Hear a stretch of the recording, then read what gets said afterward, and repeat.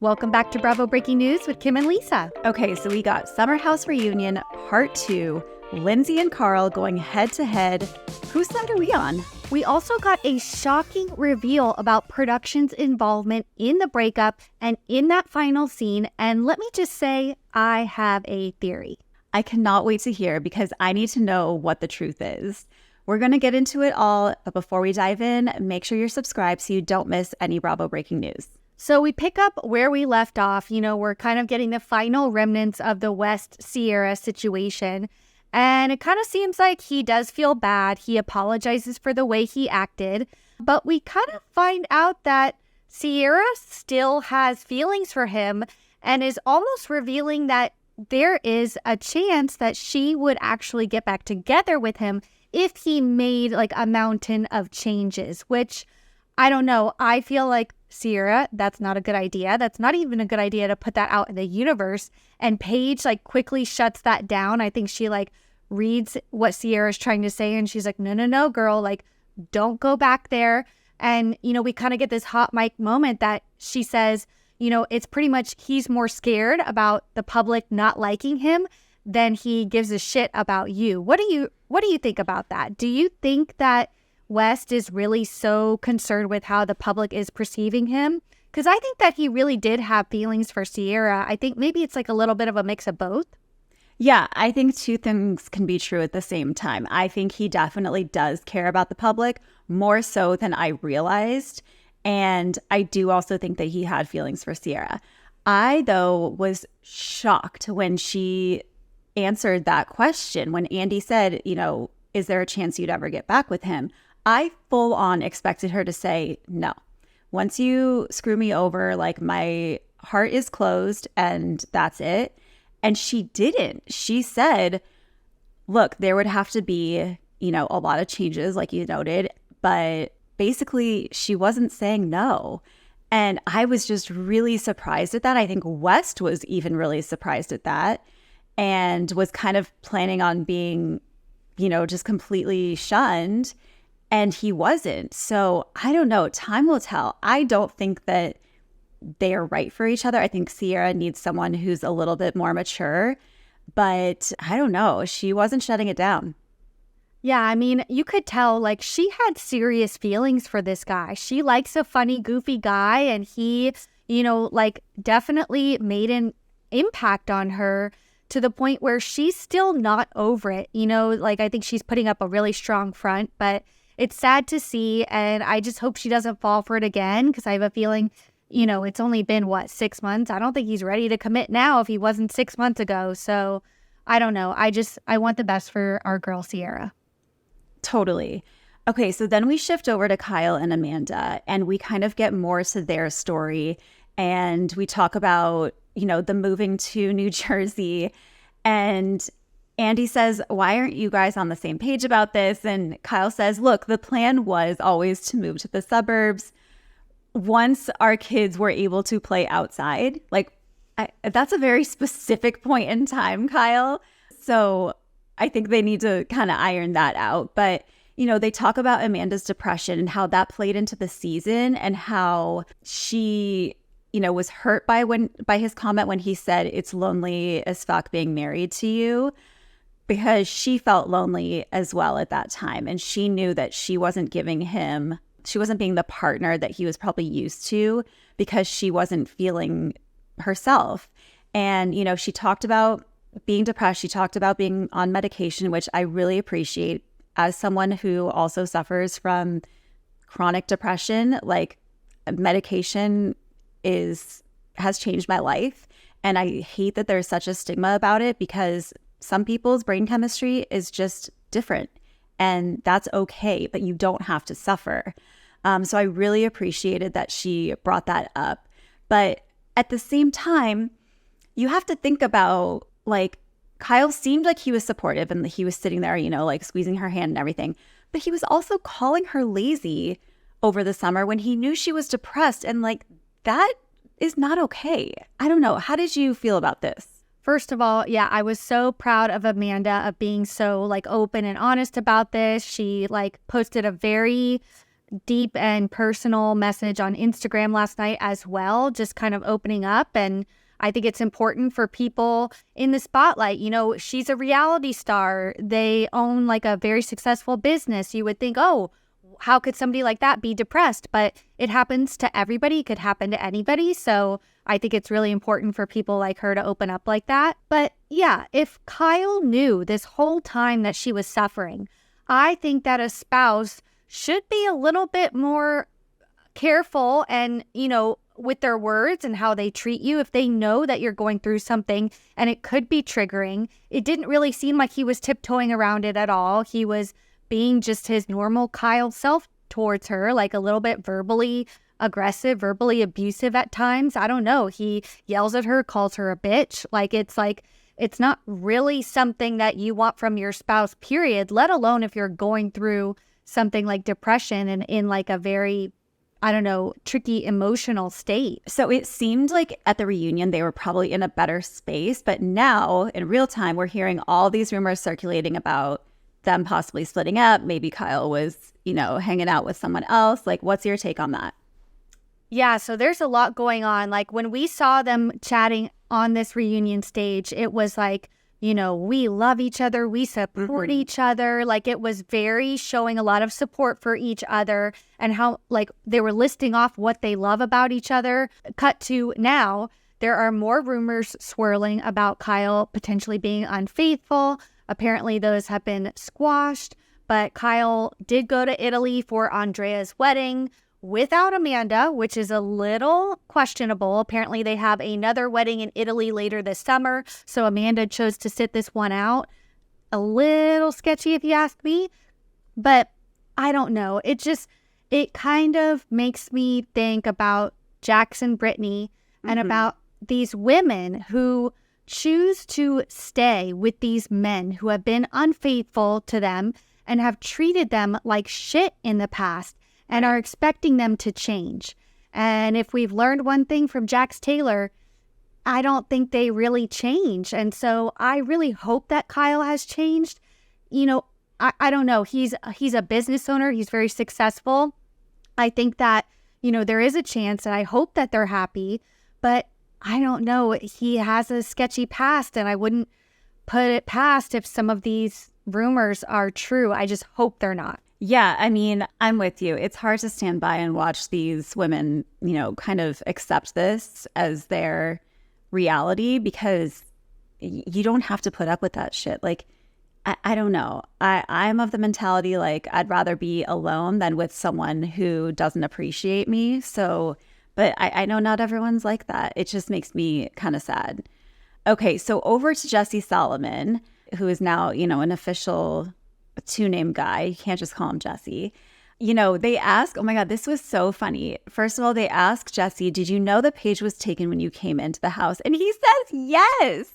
He's like, I wasn't living under a rock, because before they kind of made it seem like, he kind of made it seem like he didn't know, right? And I came in and I hit on a taken woman. He knew. I don't know.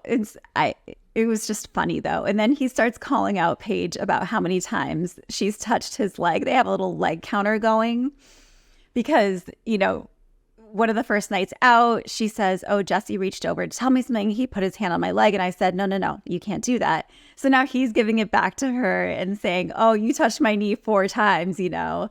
And I just love that they've developed this, you know, true friendship now and they can joke about it. And, you know, Craig is not threatened whatsoever, which props to Craig, you know, because he's secure in himself and secure in his relationship.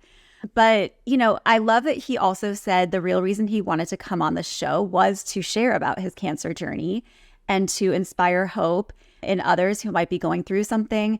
You know, he did say, oh, I didn't want to cry on camera, but now I realize that that was kind of dumb. Like, I shouldn't have been afraid to cry on camera.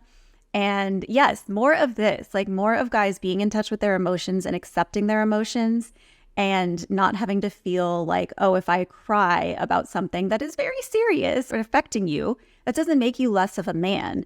But I loved Jesse. I think he just brings such a lightness to the group, and I want to see him back. What about you?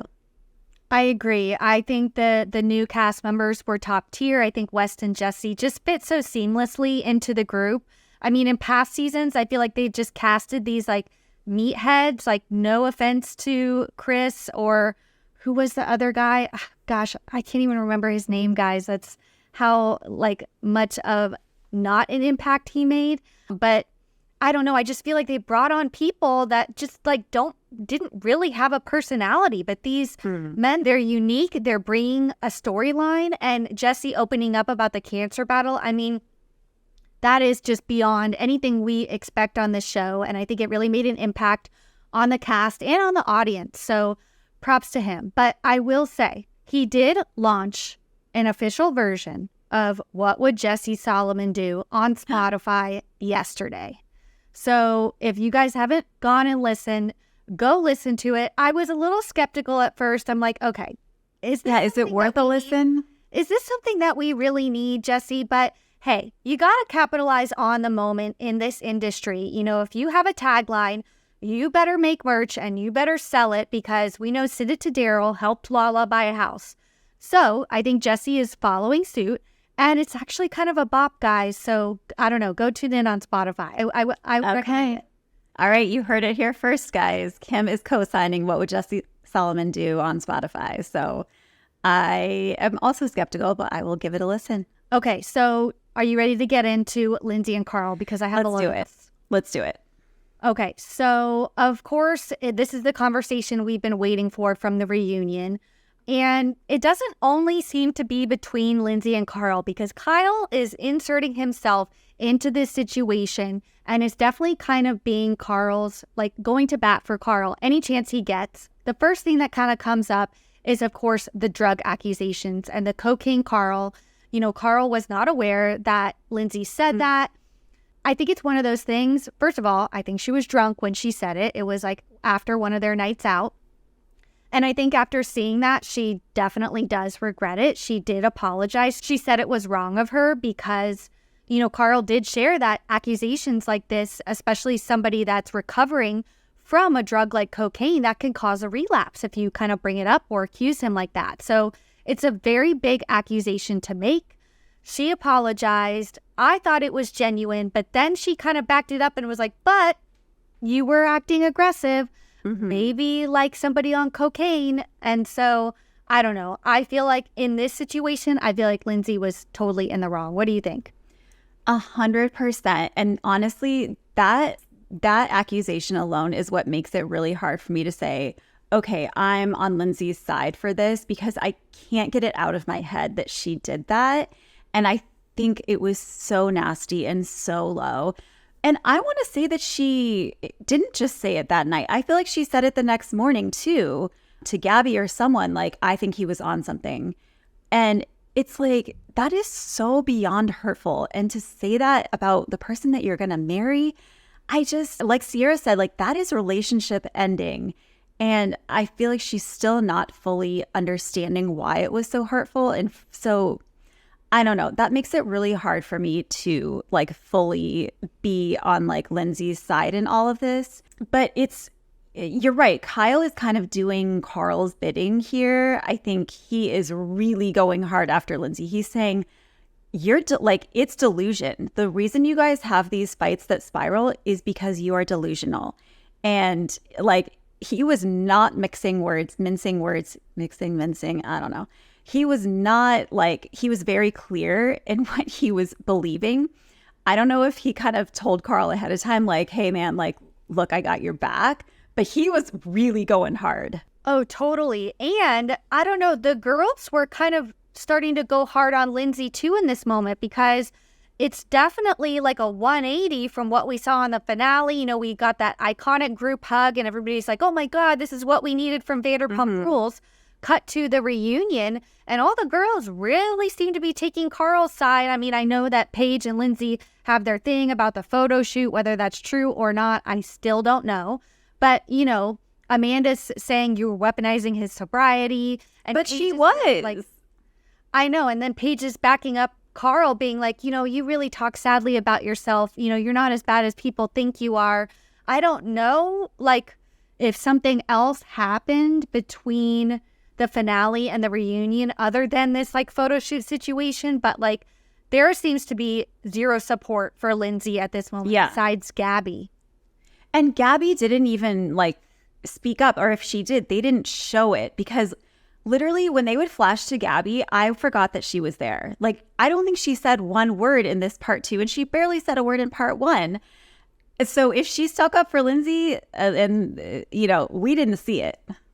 Yeah, I don't know. I think we maybe got one line from her, but I don't know. I feel like she's simply there to be Lindsay's like one ally, because it's clear she has none right now. But I thought it was so funny, okay, this moment that we start to talk about Carl's jobs, right?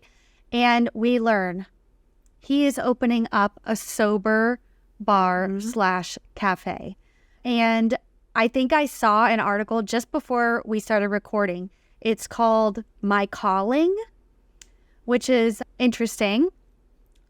I don't love the name. Do you think it's a good idea, like just in general? Honestly, I do. And I think it could be good there are a lot of people who are sober and have a hard time being around alcohol. So to have a place to go where it's kind of a safe space, they can be, go and be social, hang out, watch games, and not be surrounded by alcohol. I actually think it's a good idea. It sounds like he, has a group, he raised some money. I think go for it, and I hope it works out for him. I don't love the name though, but we'll see what happens. And yeah, Andy was kind of going hard for Lindsay too, and pointing out like, you were coming after Carl for not having a job, but he had a job. You guys are both on the same show, and he also is an influencer and was doing brand campaigns, which is what you were doing. So why were you so hard on him?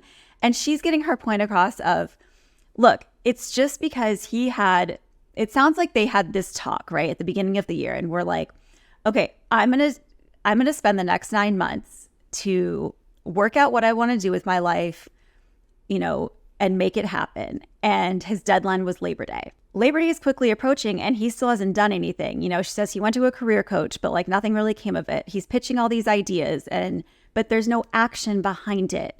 And I get that why she's frustrated, because you take this time to figure it out, but then you're not doing anything. Like, that's frustrating. And I think she was just kind of trying to give him like some tough love, but maybe Carl's not the type that responds to tough love. And when she was like, it's like he just threw a bunch of pieces of paper in the air and like caught whatever came down, like dental hygienist. Like everybody was laughing. I laughed out loud. I thought that was funny, but I also get it. They have the same job. They make a lot of money on the show. They make money doing brand partnerships, and maybe he doesn't make as much money as Lindsay, but I think that's just the influencer world. Men don't make as much money as women when you're doing content creation. So I don't know, but we get into this conversation about the whole producing and whether Carl like set all this up. And I can't wait to get your thoughts because, of course, Lindsay is accusing Carl of planting seeds during that conversation with his mom and his stepdad. I don't know. She still says she was completely blindsided after he said he already had second thoughts. I don't know. Do you think that Carl planned this in some way? Do you think that he had an inkling of what he was going to do at the end of the summer? Or do you think that he was really just living his life and saying whatever he felt in the moment? Okay. I can't wait to hear your thoughts because it's probably more informed than mine. But I think that there's no way that Carl went into that conversation not thinking that he's going to call off the wedding and break up. He just came in too hot. He came in like he had been pumping himself up all day to do this. And I just don't believe when he says that wasn't my intention for the conversation. Okay, now Andy drops this bomb about, listen, Carl didn't call production because this whole time we've been hearing the story. Carl called production, said, I'm going to have this conversation with Lindsay and I think cameras should be there. Andy says that's not what happened, or at least that's not what production is saying happened.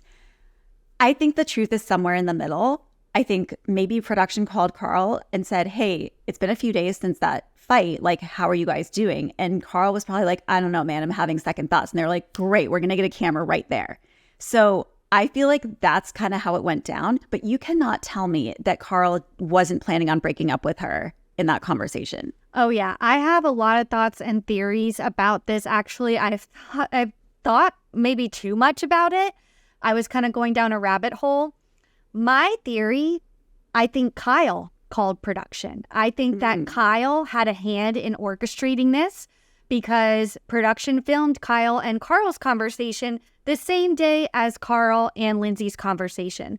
And every season of Summer House, every single episode, maybe with the exception of Kyle and Amanda's wedding, we ended in the house. They're leaving the house. We never pick back up cameras in the city just to check on people and see how they're doing. Like, no, that's not what happens. Even if there's a fight that last weekend, there's never a follow-up in the city days after.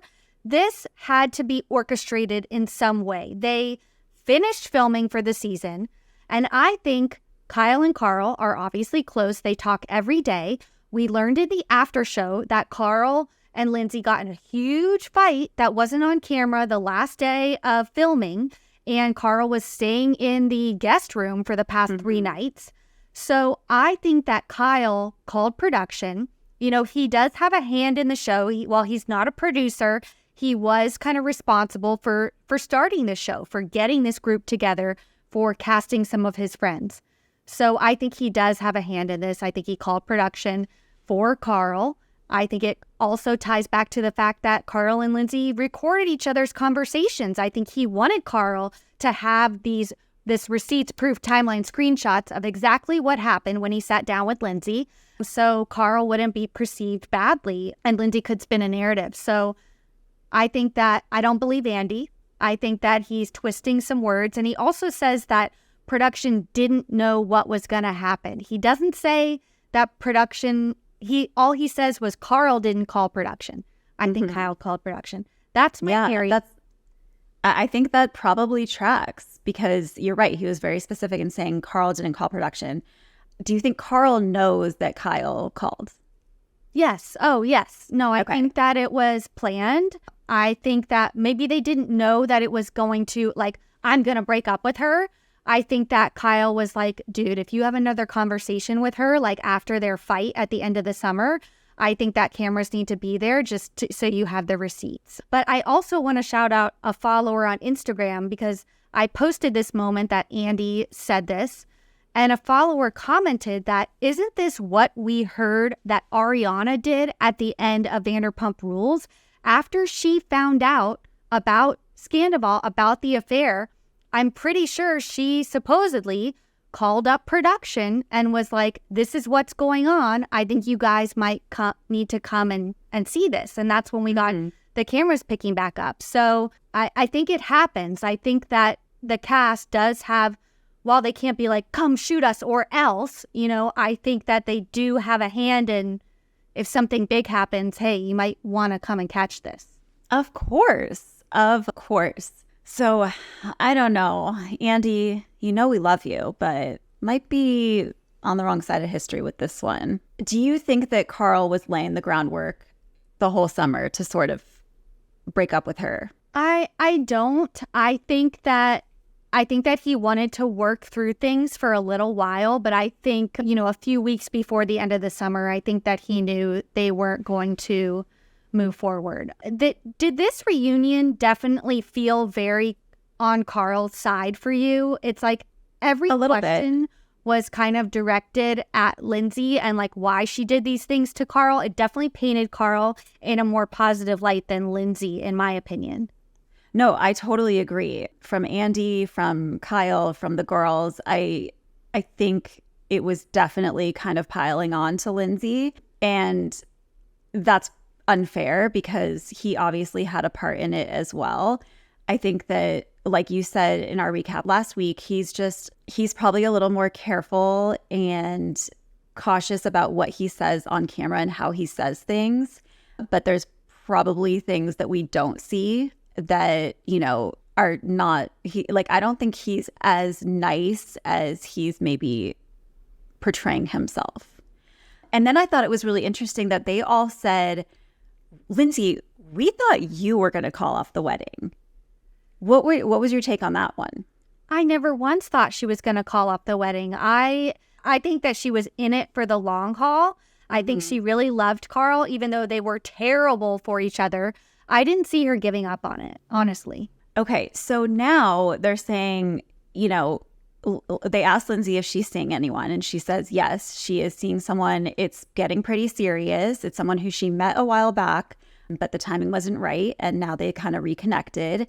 And she's staying in the apartment. Carl's part of the lease has expired as of today, I think, so June 14th. But it seems like she's moving on, and she reveals that her new guy hasn't seen the show. I don't know if that's true. I also saw a rumor, which I'm sure you saw as well, that she was initially supposed to be cast on Traitors, and then Dorinda perhaps released the news that she's pregnant, and because they kicked off someone else who was pregnant, Dorinda said it's not fair. I don't know. There's this whole mess of the Traitors casting. There was this Dumas blind. It was very hard to follow. But do we think Lindsay's pregnant? I don't know, but it does kind of seem like she's trolling us, because when she's posting from Italy, she's wearing very baggy clothes. She's putting her purse in front of her belly. So I don't know. I don't know if this is true. I know it's probably not right to speculate about somebody's pregnancy. So I don't know whether she is or not. If she is, I'm happy for her. Congratulations. If she's not, that's okay too. But I just love this kind of off-camera mess and drama, because, I don't know, we've got an amazing season of Summer House. I think it's going to continue. It seems like Lindsay has moved on, but it doesn't really seem like Carl has, because he shares he hasn't kissed or hooked up with anybody since Lindsay. And that was last August or September? I think August. So it's been almost a year, which is not a good sign. But I mean, maybe, I don't know, maybe it was really traumatic for him and he needs to focus on himself. He is working on opening this bar, so maybe he is now focusing on his career and getting that situated before he jumps into a relationship, which is probably a good thing after what happened last year. Totally. Yeah, I think it's smart to take a beat, but I think it's also very surprising that, there hasn't been a quick rebound here and there. Yeah, but can I just be real for a moment? I don't know. Ever since all of this, Carl's kind of starting to give me the ick. I don't know whether it is the veneers or this new hair. I don't know, but I feel ever since Lindsay's been out of the picture, it's just kind of gone downhill for Carl. I don't know. That's just me, but we'll see. We'll see. I'm sure he'll find somebody fabulous. Yep. Well, I'm curious to see if they both come back next summer. I think it'd definitely will. They definitely will. Yeah. Okay. So we'll see how they coexist, now that they're not together. Who knows? Maybe it could go well, but I have a feeling there will be some explosions.